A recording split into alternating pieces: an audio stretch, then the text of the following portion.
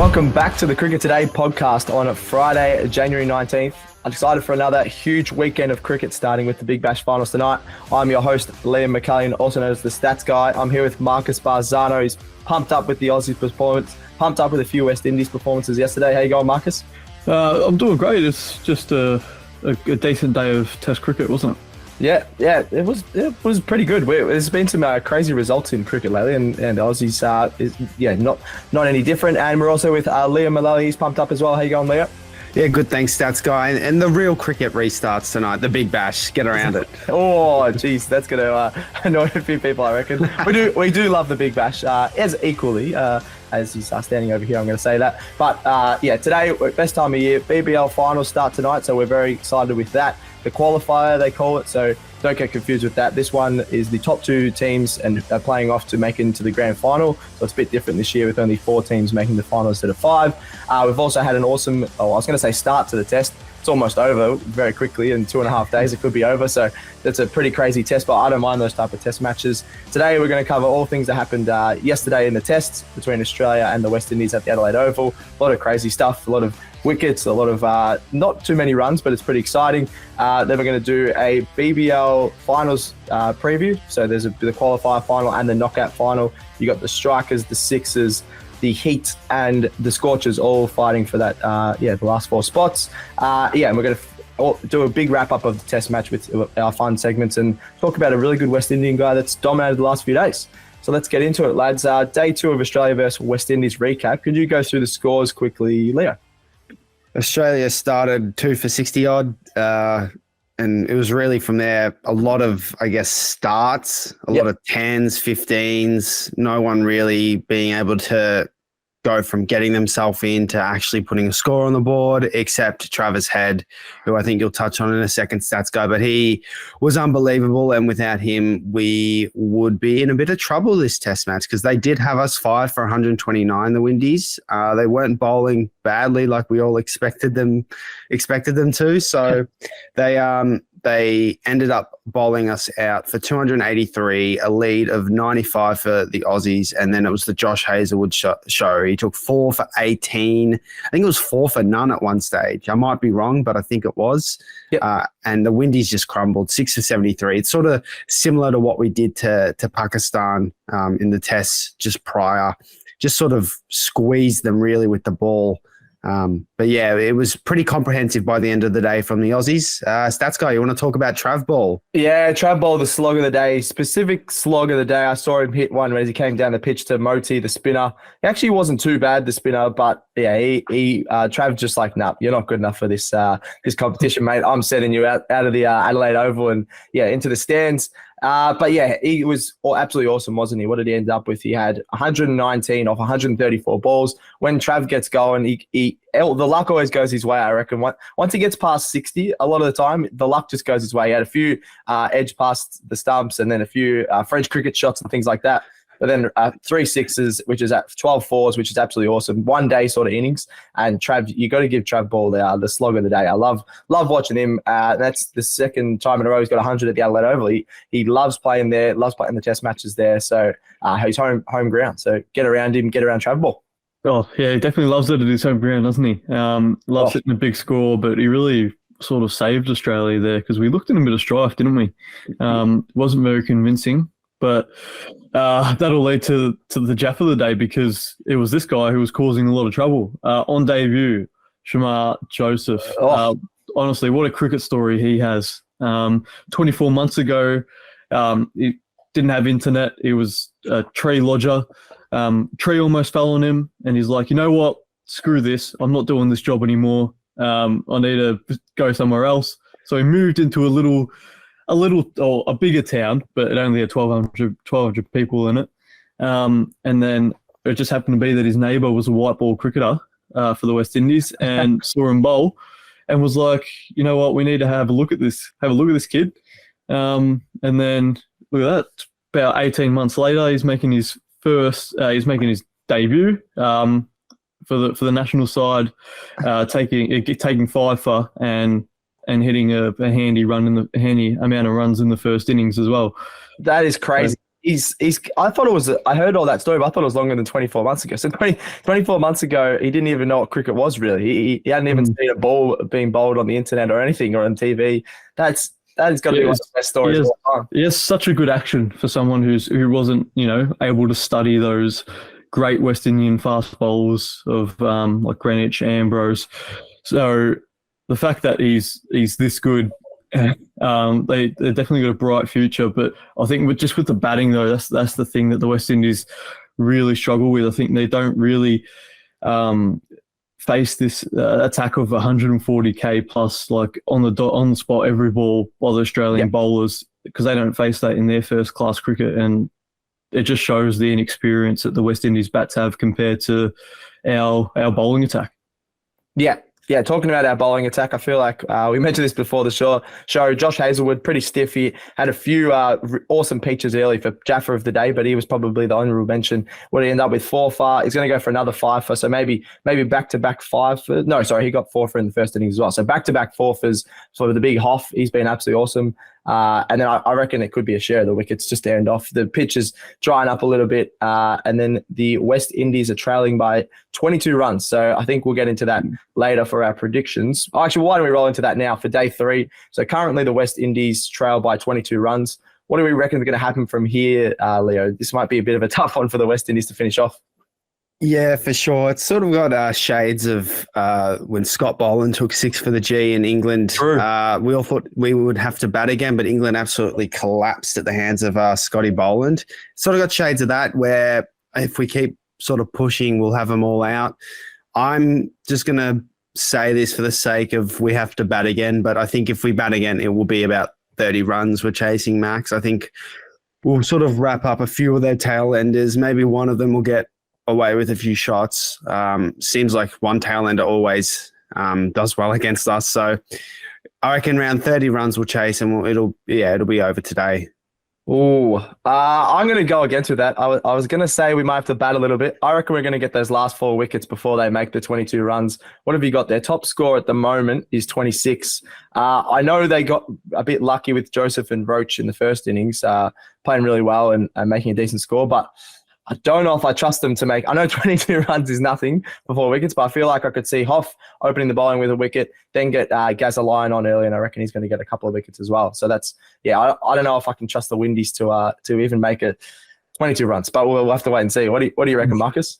Yeah, I'm going to back Leo here. I think we will have to go in and bat again, just for a little bit. But I think this first session I know the game's done and we got it in the bag, but I think this first session is such a big session for Australia, because we saw throughout the Pakistan test series, in fact, that, our heads sort of got lost a little bit, I think, for an hour or 2 hours where we sort of, let Pakistan get back in the game, or they had a deep last few wicket partnership, which is similar in the first innings to the West Indies. So I'd like to see Australia just absolutely roll them over, keep it on the pace, every ball right from the off. Don't give anything to the Windies batsmen, particularly the tail enders. So I think, the first session for Australia is going to be a big one today.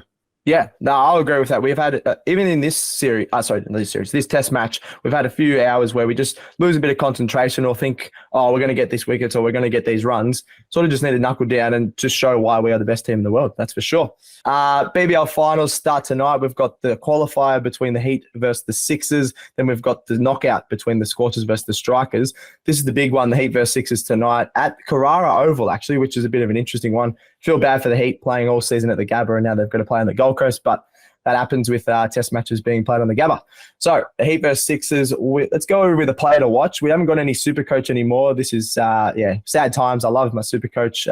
Marcus did pretty well in the last round, got a decent score, so he's happy with that one. Who is your one player to watch, Leo, for this one between the Heat versus Sixers? Well, I've been riding him the past sort of few days. Ben Dorcius. I've been really impressed with him this tournament. Not only taking wickets, I think he averages more wickets in games, but it's his economy that really impresses me. batsmen can just never seem to get him away. And when they do, he's at least picking up 2 wickets. Yep. So I think he's going to be a really important player here. I've looked at the Heat squad. They only have 1 overseas player. Their batting will be a bit thinner like it was in the last game. Their bowling will be their main strength for the Heat. So I think Dorcius to their batting is a very good matchup at this point in time. Yeah, no, I don't mind that. I feel like he's been an underrated player probably, I was going to say 5 years, but might even be longer for the Sixers. He's one of those guys that has gotten him over the line in a lot of games, but he's not that big name that's taken the next step. He's sort of at that T20 sort of level or white ball sort of level, but he's really good and really solid. Who are you going with, Marcus? Well, you mentioned underrated player. Then I think this guy's sort of gone under the radar so far this season as a spinner, and it's Matt Kuhneman. I just think he's got the potential to take 2 or 3, keep the economy down, and really restrict the Sixers at Heritage Bank Stadium. Yeah. All right. Yeah, I don't mind Kuhneman as well. He made the team of the tournament, the official one. Wasn't in our team of the tournament. Sorry, Kuhneman, but yeah, he was pretty solid, and I just noticed that the really good economy rate, as you said. I'm going to go another Heat player, Marco Nisa. I feel like he can be an absolute game changer. Probably one of the most unlucky guys not to have a solid career in the Australian team in pretty much all formats, I think, just because of the bowlers that the Aussies have had over the last 5 or 10 years. But he's absolutely awesome, averaging a wicket a game. Only 7 economy, as we've talked about. Economy and Big Bash is such a big thing. So I think he's going to be a difference. He's also showed up with some of the catches. I don't know if you guys have seen the last couple of weeks, but some of his fielding efforts have been absolutely awesome. I feel like he's a triple threat player. Made a 50 the other week as well. What was his top score? 64 it was the other week as well. So this has the ability to turn it on. If he doesn't turn it on with the ball, he'll turn it on with the bat. I just think he's going to be the difference tonight. Just that experienced player that the Heat don't often have on such a young side. I think he's going to step up and get a huge Supercoach score if there was Supercoach, and just a huge innings with the ball especially, I think. So that'd be really good. All right, predictions. This is going to be a tough one to pick, I reckon. Sixers are now into favoritism, if you would look at that, for the whole thing, which really surprised me when I think the Heat up in Queensland it is still. So who are you going this one, Leo? Sixers will win this. Oh, the Heat hater's back. Have you learned nothing from so far? They're predicting the Heat to finish last, and they finish top, and you're still against them. Call me insane. Call me anything. But I will get this right. The Sixers will win this game. I just think the Heat, they've lost a lot with the bat. I think that hasn't been talked about enough. They have lost a lot. Munro at the top, Billings in the middle order. Their bowling will keep them in it, but the Sixers, I just think, are more well-rounded. I think they'll get the job done here, but I think the winner of the tournament comes from the other game, to be honest. Oh, really? All right. Marcus, who are you going with? I feel like you're on my side on this one. Oh, yeah, I'm all aboard your side, and I'm all aboard the Heat train. Yeah, going on the Heat for this one.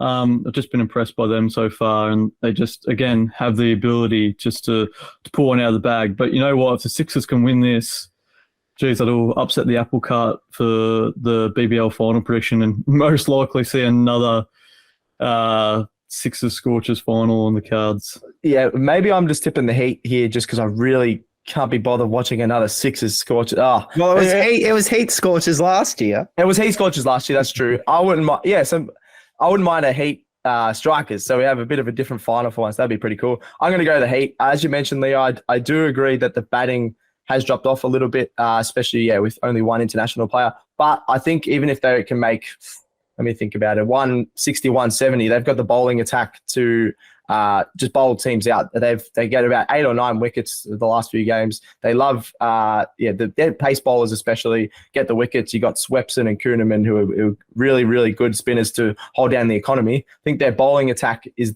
the difference, and they're probably the most consistent bowling attack in the comp at the moment. So I'm going to lean towards the Heat there.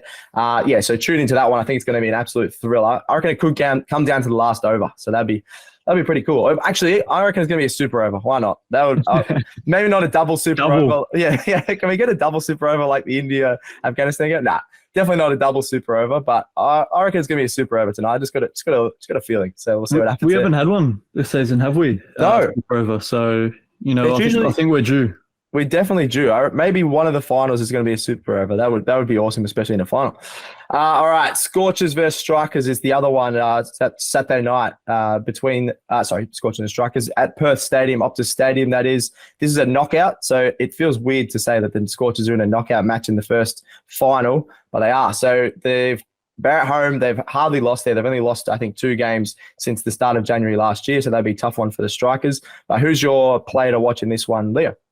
Well, I'm surprised no one's gone Matt Short, but I'm going with someone that's going to boulder Matt Short, and this is why he's a player to watch, is Jason Behrendorff. I'm just loving the left arm quicks at the moment, but I think he's the guy that to get Matt Short out early, it's got to be him, so he just doesn't get a start.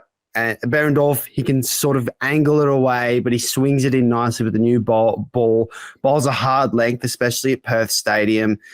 I think this is the matchup. Behrendorff to Short will be a very crucial matchup in this game. And you know what? I'm going to back Behrendorff to win that matchup. Oh, the Big Dwarf. We've talked him up, the Big Dwarf. He's in our team of the tournament. I think he was absolutely robbed to not be in the official team of the tournament over Lance Morris. Definitely the more consistent performer.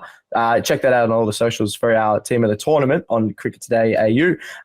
Marcus, who's your player to watch here? Well, I'm going another Scorchers bowler. Look, I know Matt Short is very stiff here, and if anyone's going to win it for the Strikers, it'll be him. But because I think the Scorchers will win, I'll go with the Scorchers player, and it's going to be AJ Tye.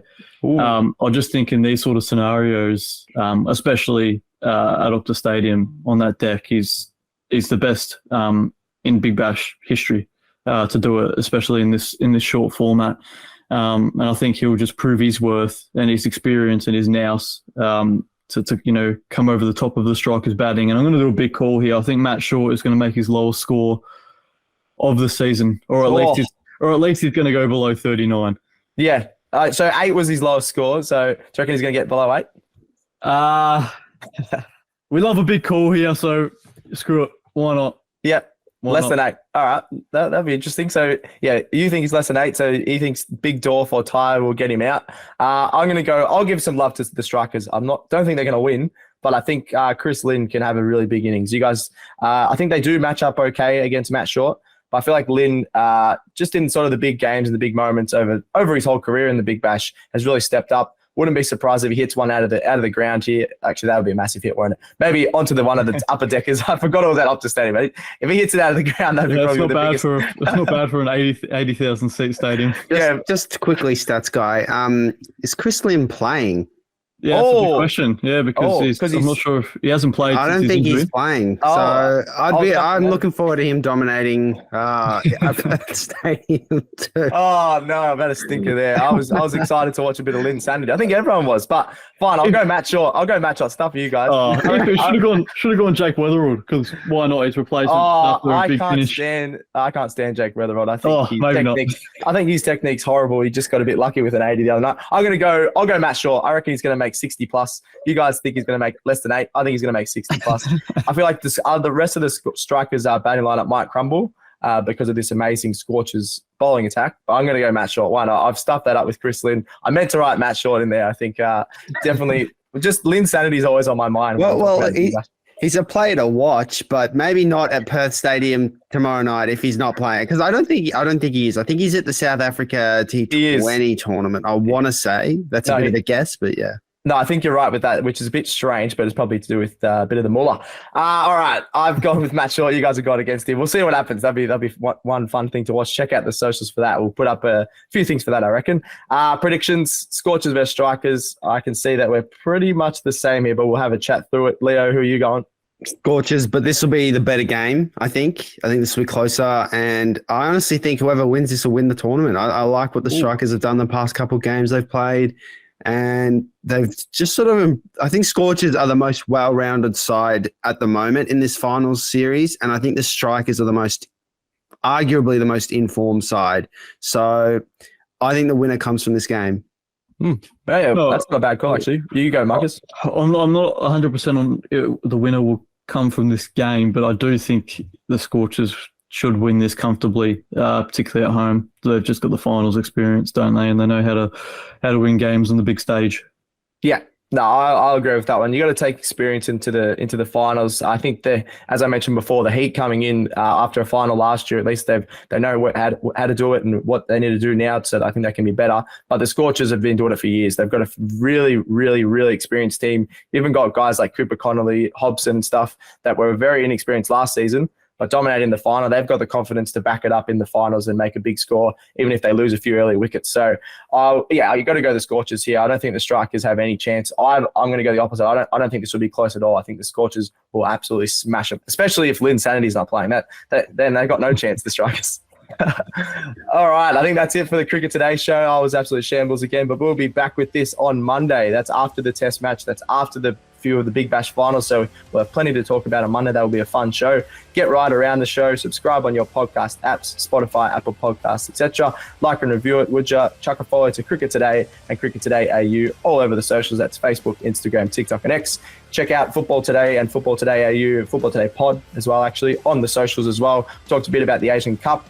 The Aussies won last night, very unconvincingly, as Marcus was talking about before the show. But yeah, check out that. We did a big preview for the EPL and the Asian Cup. Send in any questions via the socials, anything you want us to chat to us about. We did a bit of team of the tournament. We've done some more blind rankings and things like that. So check out the Cricket Today socials. Thank you, Marcus. Cheers, Tasco. Don't forget our legendary Stumple. Yes. We are so good at Stumple, but we need to improve on that. Give us ways maybe we can improve on the Stumple. We'll have to practice that. Thank you, Leo. Cheers, Statsko. I'm kind of scarred from that stumble. Yeah, we had a big Stumble session, but that's all right. We'll get better. And thanks, Joe, for producing. Thanks to me. That's another episode of Cricket Today done. We're out.